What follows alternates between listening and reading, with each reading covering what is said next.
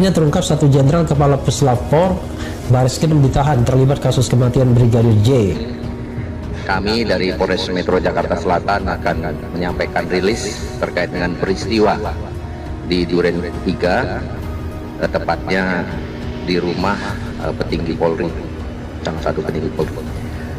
Dia diancam akan dibunuh oleh skuad-skuad lama ini. Yang bertanya awal itu lokasinya skuad lama atau skuad baru. Di antara mereka ini sudah paham yang mana itu skuad lama, yang mana skuad baru. Kita tahu ya, atas ucapan yang Baradae lah, akhirnya terbongkar hal-hal yang menjadi fakta yang sebenarnya. Sampai Polri menyampaikan bahwa tersangka baru adalah Verdi Sambo. Dan sangat mungkin ini memang yang menjadi otak pembunuhan berencana. Jadi pada saat itu kami Polres Metro Jakarta Selatan mendapat laporan dari masyarakat. Masyarakat yang melapor adalah kebetulan pejabat Polri, yaitu Bapak Kadif Propam. Artinya sesuatu ini sangat aneh bin ajaib, bikin orang terheran-heran. Makanya luar biasa juga. Tapi lebih luar biasanya lagi, saudara, kalau peristiwa itu hanya merupakan setitik puncak kecil daripada fenomena gunung es yang jauh lebih dahsyat lagi, saudara. Fenomena gunung es apa? Fenomena yang ketahuan ini baru satu. Bagaimana dengan yang nggak ketahuan? Kemudian bersamaan juga tim sudah melakukan pemeriksaan terhadap tersangka lainnya, tapi bertempat di Bareskrim. Nah, khusus untuk tersangka itu kita lakukan di Mako Brimob Polri. Ya, saya sih bisa membayangkan ya bagaimana situasi psikologis yang dialami Baradae. Dia anak buah yang juga katanya kan belum terlalu lama gabung bersama Verdi Sambo itu menjadi timnya Verdi Sambo. Yang konon katanya masuk juga dalam Satgas itu. Dia disuruh, kalau tidak mau malah dia yang ditembak, artinya nyawanya terancam. Ya akhirnya dia nurut saja, manut saja, apalagi dalam satuan seperti kepolisian begitu, kan luar biasa kepatuhan terhadap pimpinan itu. Saya akan menyampaikan update ya bahwa tim sus dalam hal ini Katim Sidik sudah melakukan pemeriksaan terhadap tersangka FS di Mako Brimob. Secara teknis nanti akan dijelaskan oleh Pak Dipidum. Kemudian juga pada hari ini juga telah dilaksanakan pemeriksaan tambahan. Ini satu versi yang kita pegang dulu ya, karena jangan-jangan ada versi lainnya. Makanya Sobat Era sendiri pun merasa gamang untuk mempercayai keterangannya, bisa saja berubah. Tapi mudah-mudahan ini keterangan yang final ya, karena Sobat Era menganggap ada hal-hal yang belum diceritakan yang sebenarnya barangkali itu akan membuat perubahan konstelasi yang signifikan, walaupun dalam konteks ini kita tahu yang namanya Verdi Sambo sudah mengaku sebagai otak dari pembunuhan berencana. 63 anggota Polri diperiksa karena dugaan melanggar etik kasus pembunuhan Brigadir J. Tribunnews.com, Jakarta. Anggota Polri yang diperiksa karena diduga melanggar etik dalam penanganan kasus Brigadir Yosua Huta Barat alias Brigadir J kembali bertambah. Total anggota Polri yang diperiksa bertambah dari 56 orang menjadi 63 orang. Ya betul, info terakhir dari tim sus kata Kadif Humas Polri Irjen Dedi Prasetyo saat dikonfirmasi pada Senin 15 Agustus. Dari jumlah itu, kata Dedi, anggota Polri yang telah terbukti melanggar kode etik sebanyak 35 orang. Sementara itu, sisanya masih dalam proses pendalaman. Dan terperiksa 35 orang, kemarin 36 karena tersangka kuat masih masuk yang diperiksa.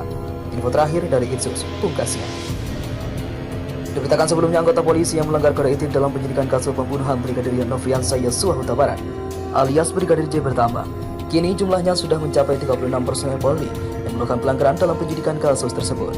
Total 36 dari 31 kemarin bertambah 5 lagi, kata Kadif Humas Polri Irjen Pol Dedi Prasetyo saat dihubungi wartawan Minggu 14 Agustus. Dedi mengungkapkan dari total 36 orang itu sebanyak 16 polisi yang ditempatkan di tempat khusus akibat pelanggaran tersebut. Untuk Patsus saat ini total 16 orang terdiri dari 6 orang Patsus di Mako dan 10 orang Patsus di Provos, kata Dedi. Sebagai informasi, Kapolri Jenderal Listio Sigit Prabowo mengumumkan Irjen Verdi Sambo menjadi tersangka baru dalam kasus pembunuhan Brigadir J di rumah dinasnya di Kompleks Polri Duren 3, Jakarta Selatan pada 8 Juli 2022. Selain dia, asisten rumah tangga Irjen Verdi Sambo bernama Kuat juga turut ditetapkan menjadi tersangka. Keduanya menyusul Barada Richard Eliezer atau Baradae dan Brigadir Ricky Rizal alias Brigadir RR menjadi tersangka. Keempat tersangka disangkakan pasal pembunuhan berencana dengan ancaman hukuman maksimal penjara seumur hidup. Adapun peran keempat tersangka adalah Baradae yang merupakan pelaku penembakan terhadap Brigadir J. Sementara itu, terdakwa Brigadir Ricky Rizal dan KM diduga turut membantu saat kejadian. Sedangkan tersangka Irjen Verdi Sambo juga merupakan pihak yang meminta Baradae menembak Brigadir J. Dia juga yang membuat skenario seolah-olah kasus itu merupakan kasus tembak-menembak.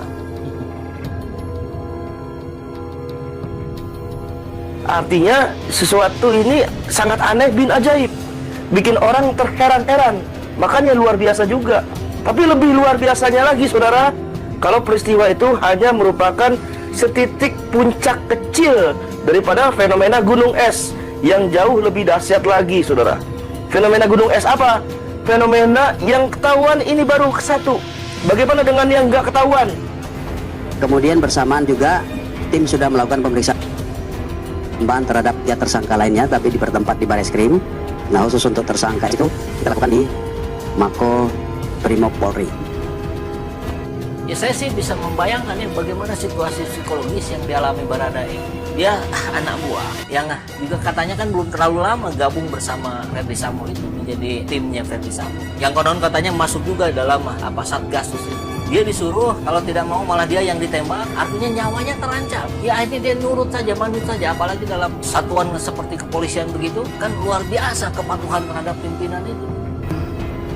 Saya akan menyampaikan update ya bahwa tim sus dalam hal ini Katim Sidik sudah melakukan pemeriksaan terhadap tersangka FS di Mako Brimob. Secara teknis nanti akan dijelaskan oleh Pak Ikidum. Kemudian juga pada hari ini juga telah dilaksanakan pemeriksaan tambahan. Ini satu versi yang kita pegang dulu ya, karena jangan-jangan ada versi lainnya. Makanya Sobat Era sendiri pun merasa gamang untuk mempercayai keterangannya, bisa saja berubah.